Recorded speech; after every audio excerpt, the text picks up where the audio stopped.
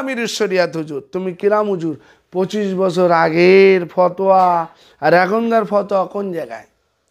আমার তো ভয় হয় আরও 10 বছর গেলি তুমি হয়তো বলবা পয়সার বিনিময়ে নারী সঙ্গ লওয়া জায়েজ আছে, কারণ নেকায় মোতা রয়েছে, তো একটা উৎস রয়েছে, তুমি তো ওর ওপরে কিয়াস মারবা। ও হুজুর, তুমি তো ওর ওপরে কিয়াস মারবা। সত্যি বলছি, তুমি 25 বছর আগের কথা যখন এখন ঘুরকে দিতে পারো, তাহলে আমার মনে হয় 10-20 বছর পরে গিয়ে তুমি নিকায় মোতার ওপরে কিয়াস চালিয়ে বলবে হ্যাঁ 2-1 দিনের জন্যই বউবেন গে তার কাছে থাকা যায়। তুমি তো সেই হুজুর, আমার তো ভয় হয় তুমি এরকম ফতোয়া দেবো কিনা। স্বঘোষিত আমিরের শরিয়াত, তোমার আগে পরের কথা ছন্দ যেন ঠিক থাকে। যেসব কাজ দাদা হুজুর রহমতুল্লাহ আলাইহি 5 হুজুর করেননি, তার পীরেরা করেননি, 4 ইমাম করেননি, আইমায়ে মুজতাহিদিন করেননি, সাহাবা করেননি, তাবিঈন করেননি, সেসব কাজ এখন তুমি করতেছো। জীবীদের আমি আন্তরিক সালাম মোবারকবাদ জানি এবং দর্শক মণ্ডলীর কাছে আমি একটা বিশেষ বার্তা দিতে চাইছি। বর্তমান সময়ে ফিতনাকর বিষয় নিয়ে যেটা সোশ্যাল মিডিয়ায় ছড়াছড়ি হচ্ছে, সেই ব্যাপারে আমি একটু অবগতি করার জন্য অন ক্যামেরায় এসেছি। আপনারা এই মুহূর্তে দেখছেন সোশ্যাল মিডিয়ায় এক আলেম আর এক আলেমের বিরুদ্ধে স্টেজে বিভিন্ন কথা বলছে। এটা সবচেয়ে লজ্জাকর, কারণ এই অদম বান্দা ক্ষুদ্র হলেও আল্লাহ তাআলা রসুল সাল্লাল্লাহু আলাইহি সাল্লামের হাদিস পড়ার, তার কোরআন পড়ার তৌফিক দিয়েছেন। তো এই যে বিরুদ্ধে বলা বলি, এটা প্রথমত জঘন্যতম অপরাধ। কে অন্যায় করছে, কে ন্যায় জায়গায় আছে, বিচারটা পরে হবে।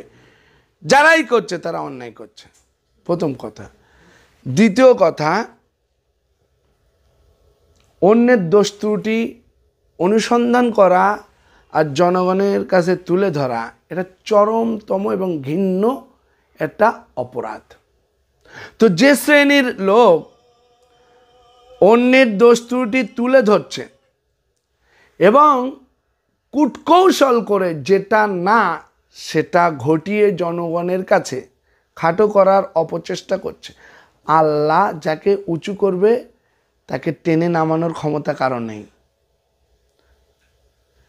কিন্তু এই যে কাজ তারা করছে, এটা চরমতম অন্যায়। ওয়ালা তাজাসসু, আল্লাহ কোরআনে বললেন অন্যের দোষ ত্রুটি অনুসন্ধান করো না, সিআইডিগিরি করো না। তো যে জাতি, যে সমাজ, যে সংগঠন, যে দল অন্যের দোষ ত্রুটি খুঁটে খুঁটে বেড়ায় আর সোশ্যাল মিডিয়ায় ছড়ায়, জেনে রাখবেন ওরা ইমানদার না, ওরা কুফরিতে জড়িয়ে আছে, ওরা নেফাকে জড়িয়ে আছে। তাদের দ্বারা সমাজে অনেক ভালো কাজ হতে পারে।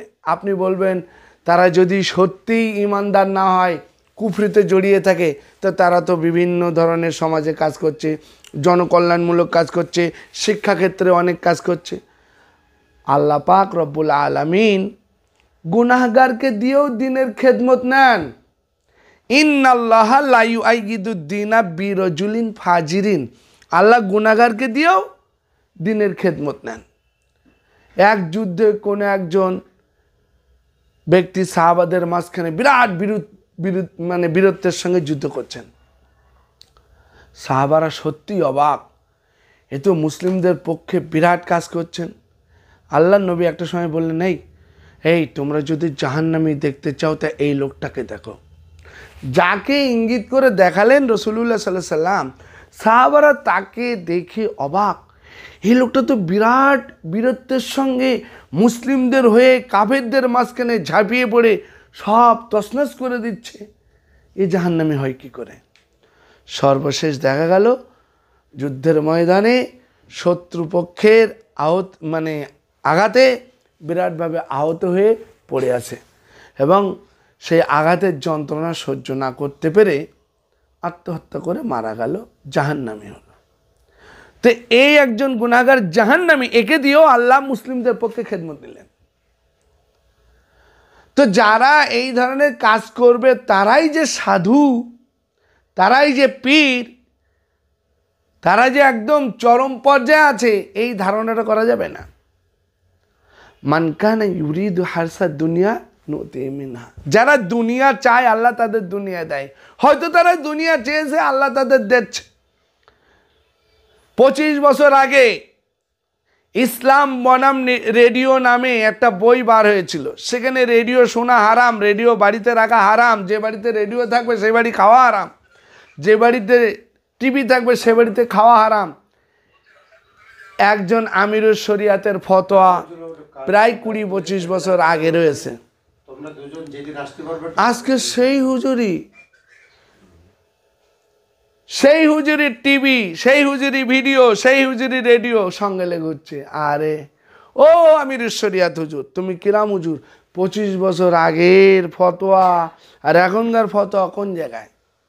আমার তো ভয় হয় আরও 10 বছর গেলি তুমি হয়তো বলবা পয়সার বিনিময়ে নারী সঙ্গ লওয়া জায়েজ আছে, কারণ নেকায় মুতা রয়েছে, তো একটা উৎস রয়েছে, তুমি তো ওর ওপরে কিয়াস মারবা। ও হুজুর, তুমি তো ওর ওপরে কিয়াস মারবা।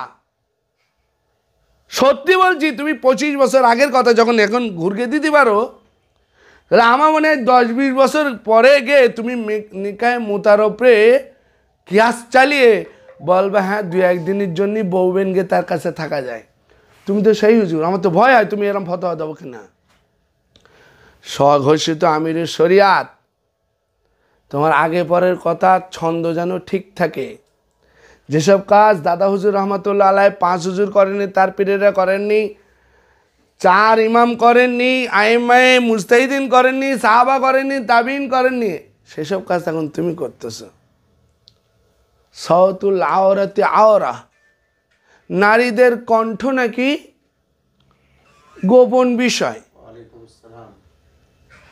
তা তুমি নারী কণ্ঠ কি সুন্দর করে নিলে খতমে বুখারীর নামে। তুমি এর আগেই তো এই ধরনের কথা বলে রেখেছো, তুমি নিজেই বলেছো সাউতুল আওরাতি আওরা, এখন কেন বলতে পারছো না? আরো অনেক আপত্তিকর ঘটনা আমিরের শরিয়াত আছে। কোরআন ও সুন্নাতের বিরুদ্ধ আচরণ তোমার মধ্যে আছে। সুতরাং ফিকা উয়ুবুন ওয়ালিন্নাসি উয়ুনুন, হে মহাপণ্ডিত, তোমার মধ্যেও দোষ আছে আর লোকের চোখ আছে। তুমি অন্যের দোষ অন্য জায়গায় তুলবা, একদিন তোমার কাপড় খুলে যাবে। সাবধান হও। সামাজিকভাবে বলছি, শরিয়াতের দৃষ্টিকোণ দিয়ে বলছি, স্টেজে উঠে একে অপরের খোঁচা মারামারি কথা বন্ধ করো। কোরআন ও সুন্নাতের উপরে, তাসাউফের উপরে জনগণকে সত্যের দিকে আহ্বান করতে কাজ করার যেটা করো, আলতু ফালতু বলতে যেও না। তাহলে এমনও দিন আসবে তোমার কাপড় আগলা হয়ে যাবে। আল্লাহ তাআলা আমাদের সকলকে হেফাজত করুন, আলেম সমাজকে হেফাজত করুন, জনগণকে হেফাজত করুন, ইমানদার মুসলিম ভাইদের হেফাজত করুন। আমরা সবাই বলি আল্লাহুম্মা আমিন। আখির দাওয়ানা।